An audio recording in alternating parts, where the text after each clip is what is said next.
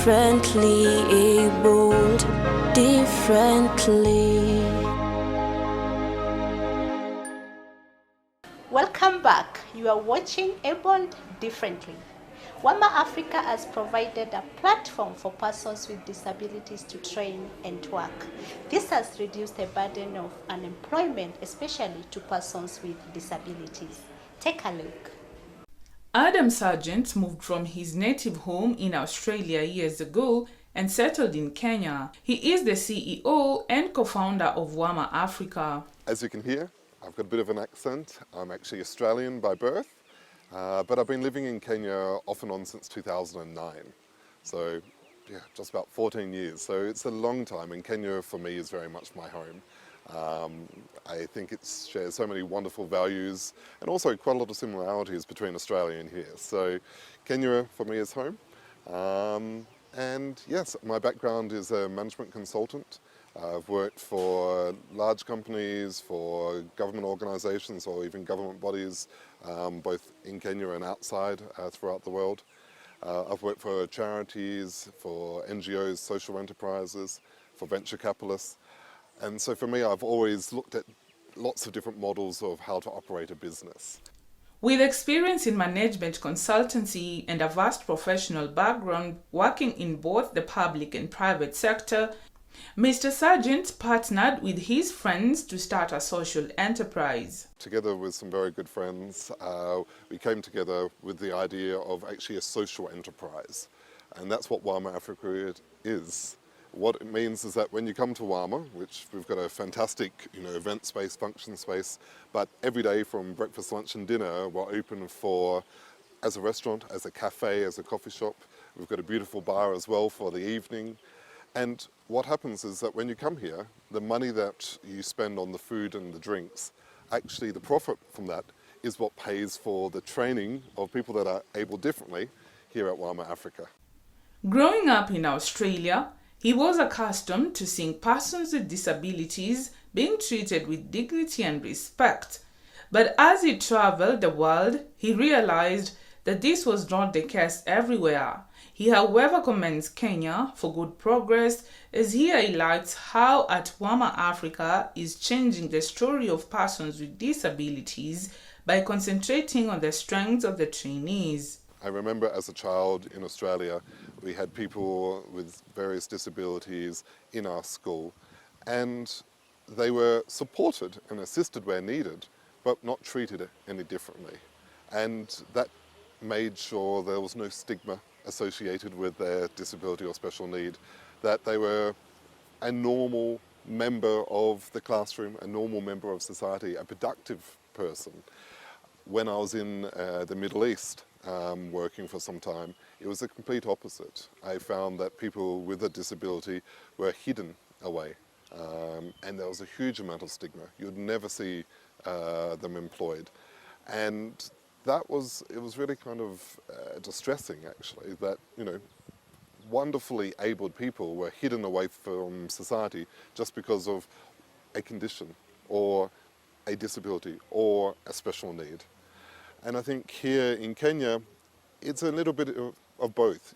People are embraced, and as long as you work hard and are very passionate, you can move somewhere. We've got a lot of fantastic role models in society. Our new elected MP, who is an albino member of society, that's a fantastic progress.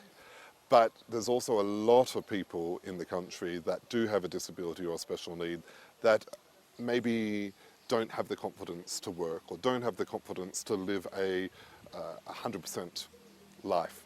By training people with a special need and disability, we very quickly can see that they've got passions, they've got skills, they've got interests. They might not be able to do every single thing, but they certainly can do a lot of things wonderfully well, and sometimes even better than somebody like you or I.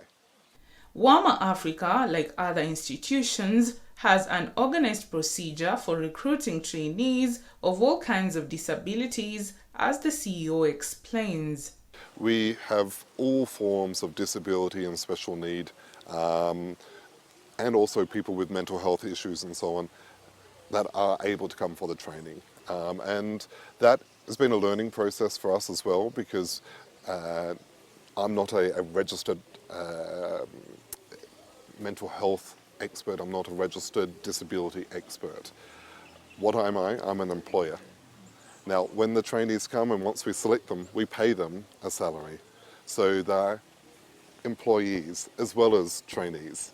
We then have trainers that are employees as well, but the trainers are training the trainees here inside in a workplace, in a live environment. So as you've seen, it's the trainees that are serving you the water or the food or the drinks when you're here. If we're having a large function, it's the trainees themselves that are working it, supported by staff that are trained professionals in their various skill set, whether it's mixology or whether it's barista or whether it's service or kitchen, and then actually able to provide that training in a real hands-on environment. Robert Muita is an experienced trainer working at WAMA. He has mastered the skill of getting the best out of his trainees while at work, and in return has been empowered as well. We train people for, it depends, maybe 3 months, 4 months. Then later, we find jobs for them in other companies and other places. Then we dispatch them. We bring another group of people living with a disability. It has been a very good experience because it has taught me a lot of things. And now I have learned many different characters. Them living with the disability, that is what you need to learn about. That they are always right. That's what you need to know. There is nothing like they are wrong in them.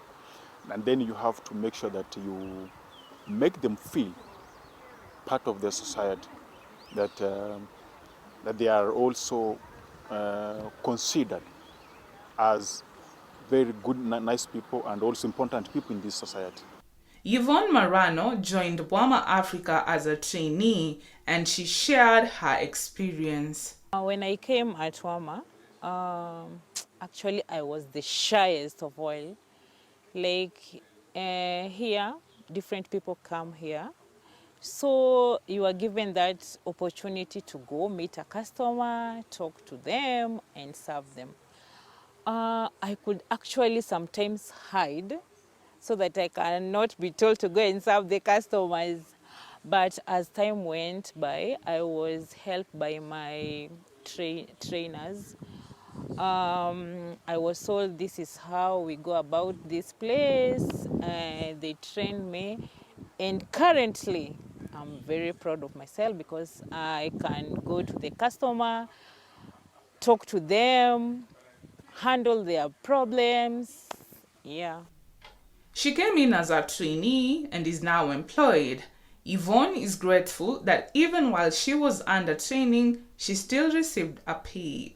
When they find out that I'm interested in hospitality and I had gained a lot of confidence, they decided to retain me here so that I can train the coming trainees, because like I was like them.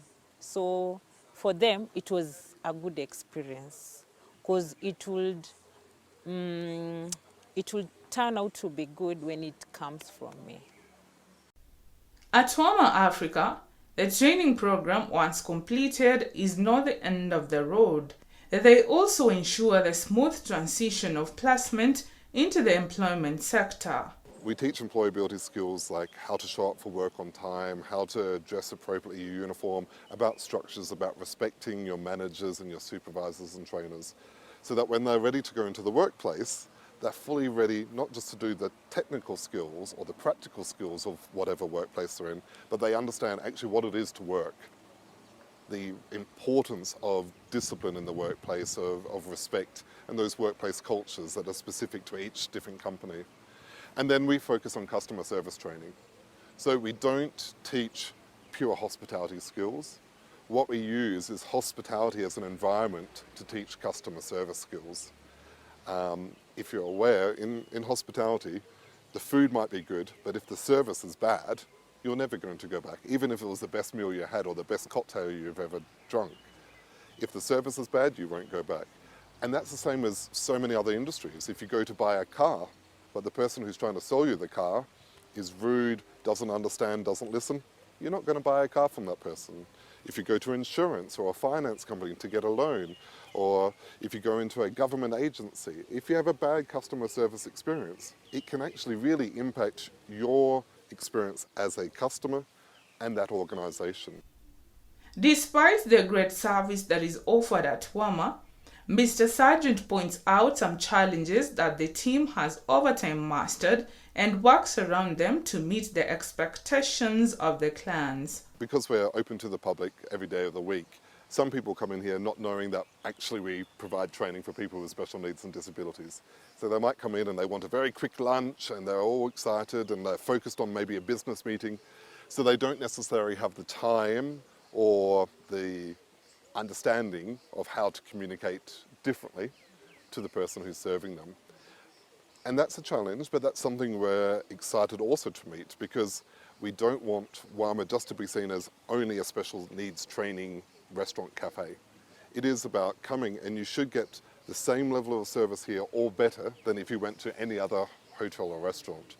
So we have to identify those customers, and this is part of empathy and understanding, that, okay, if they're coming in here, maybe they want very quick service. So we make sure one of the supervisors or the trainers is assisting at every step, so that way the service is very fast and we don't necessarily have to go into detailed training in front of that customer.